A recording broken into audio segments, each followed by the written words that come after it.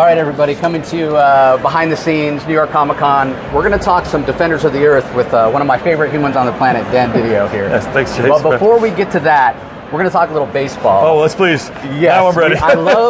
Dan, I love talking baseball with you. You were just saying before I hit record, you weren't expecting it this year. Yeah. It's been an insane run. I mean, it's even worse because I'm in Tampa, so I'm not getting these games. So all I'm doing is getting these highlights, and I'm watching the YouTube clips and like slapping this season together by piecemeal. And I'm like, I couldn't believe it. That last week, from the Braves through the Phillies, never seen a better year. Never had a better week of baseball as a Mets fan. Yeah, when you guys won that first round, like the first two people I thought of were you and Ron Mars. Oh, yeah. Mets fans. So how has that been? I mean, you grew up here, always been a Mets fan. So many of your friends, Mets fans. How has that been? It's awesome, man. And listen, I had season tickets in the 80s. So I actually was at Game 7 in 86. So, I know what the euphoria is like when these guys win. And I'm just watching I could still soak up the energy watching the fans go crazy because you feel like you've been in through this war together. And the year started off so shitty. Yeah. And it started so terrible. And I sort of gave up, and I tried to, get involved in the Tampa Bay Rays. I couldn't do it. I kept and then all of a sudden they start winning. I'm like, oh, okay. No, there are no other teams anymore. But I got to see the Mets in spring training this year. I was down in Port St. Lucie, so I watched them at the beginning of the year, and then they started off weak, and this is just spectacular right now. Yeah, and they're still in it as of right now. Everybody, they're gonna be fine. They're going to make the comeback. 2 out of 3 in New York, and one. They're going to have to play it all the way to 7 to just put it through hell. That's the way this stuff works. Right. It would be cool. I always like when there's a Subway Series. Yeah. And they stick it to the Yankees. I did. The Yankee team's pretty tough, though, man. Yeah. Even I'll admit this one. All right, so everybody's like, all right, no, sorry, baseball we're back to normal. Baseball talk. Okay, good. I'm really excited to talk to you about this series that you have from Mad Cave that you're doing with incredible talented artist Jim Calafiore. Yeah. These properties, these Defenders of the Earth, you were talking about Mandrake the Magician or Flash Gordon, Doc Savage.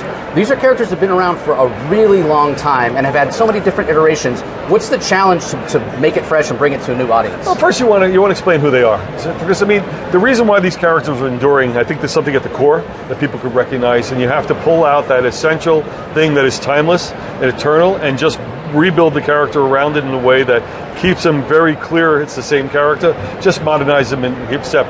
What's good about it is the show had already done that by bringing in the kids of those characters, and by doing so they placed them as a little bit older, so therefore I can play that story out, so I don't have to pretend that our guys are the 20-year-olds, our guys are the parents still, and now the kids are there in their 20s, and now I have a much more interesting dynamic between parent and son, parent and daughter, that I think gives me the real sense of what our stories could be about. It's that sense of family and generation, and there's a lot of that going on throughout the course of the series. Yeah, so it's interesting you bring that up because I wanted to talk about that as well, this idea of family and generation, because again, these characters have been around for so long, it can be a generational fan base. So are you hearing, hey, I read it with my son, or... It's hard to say. I mean, realistically, a lot of these people are buying it because they're fans of the show.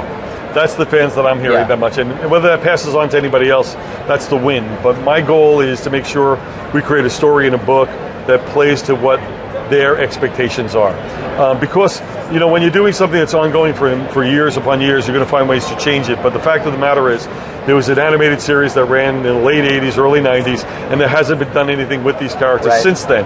So it's clear for me that I don't have to worry about too much of a reinvention, but a continuation of what they were, because I think there was a lot of stories to be told.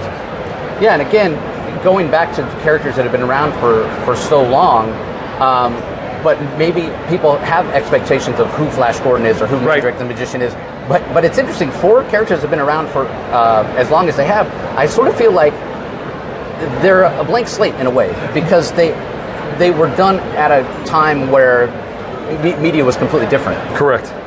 And there's a simplicity to what their actions and motivations, their thoughts are, and you want to bring some more contextual depth to who their personalities are and their decision making. I'm doing that with Flash probably more than anybody else. Reason why is that even though Flash is the most recognizable character, he has his own book somewhere else, and it's a great book. So what that does, it allows me to take the spotlight off him and just explore his sensibilities as a character that also is dealing with some things that he's not normally dealing with.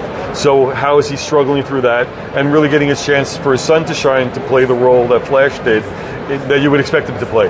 The fun I'm having is I've set up a real Butch Cassidy and the Sundance Kid relationship between the Phantom and Mandrake, who's been the characters I've been having the most fun, and I'm telling their story. And I think the greatest satisfaction I'm getting from the series is the number of Phantom fans that are reaching out to me. And I'll tell you honestly, the first 5 issues really play through the Phantom a lot. It's a big story with him, and then we get back into the rest of the characters for the big finale, because it's an 8-part series. So by issue 8, everybody's together, and it's just a big story that takes place with all of them together.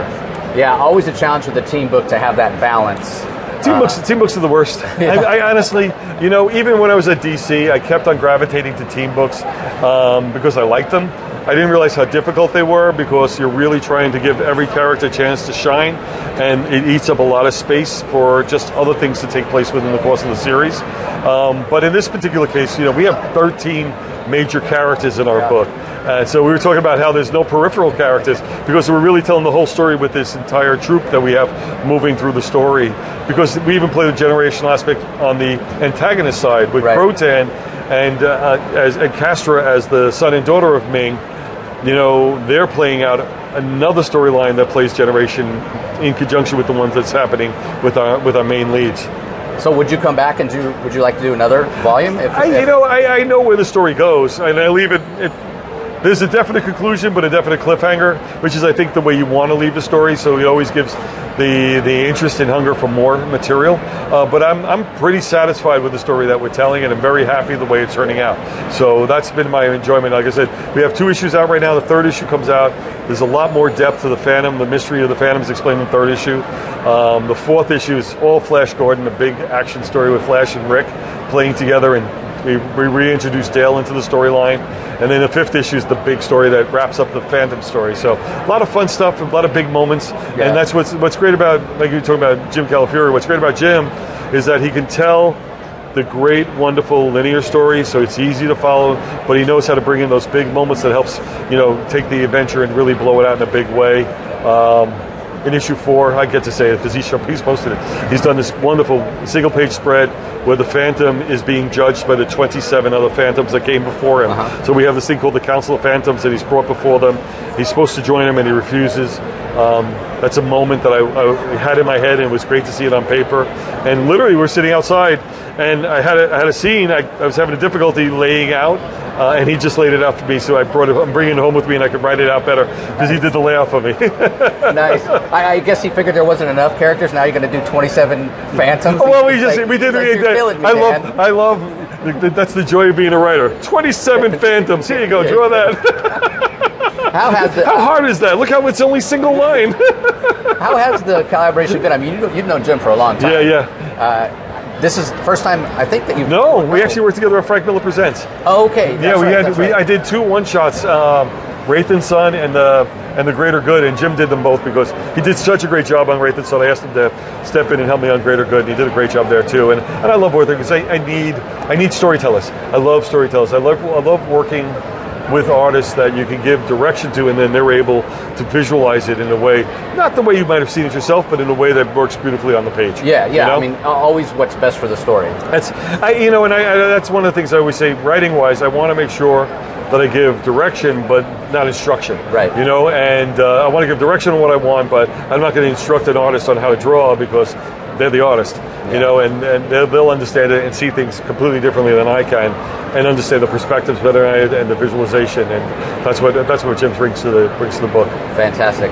Well, make sure you guys are all picking it up. Defenders of the Earth from Mad Cave. Like Dan said, the first 2 issues are out. 3rd issue coming out soon. Let everybody know, what else do you have going on? Where's the best place to follow you? Actually, I'm actually in what I'm doing is taking a little bit of a break. I have to say, finally slowed it down. I've been actually working with a couple of people, pulling together some ideas on animated projects that I want to work on, more so than comic. So this is as for comics right now, this is it for me for a while. A little while. Yeah. I'm trying to shift gears a little bit and change focus on some of the things I want to do and get back to some of the skills and enjoyment I had working back in animation again. That was what I miss, to be honest. Wow. Well, yeah. there'll always be a place for you in comics, and it's always great to see you. Right. And go Mets. I was going to say, let's go Mets. That's how you have to end this one. Let's go Mets, man. Okay, great. Thanks, Dan. Thanks for chatting. My pleasure. Always a good time, man.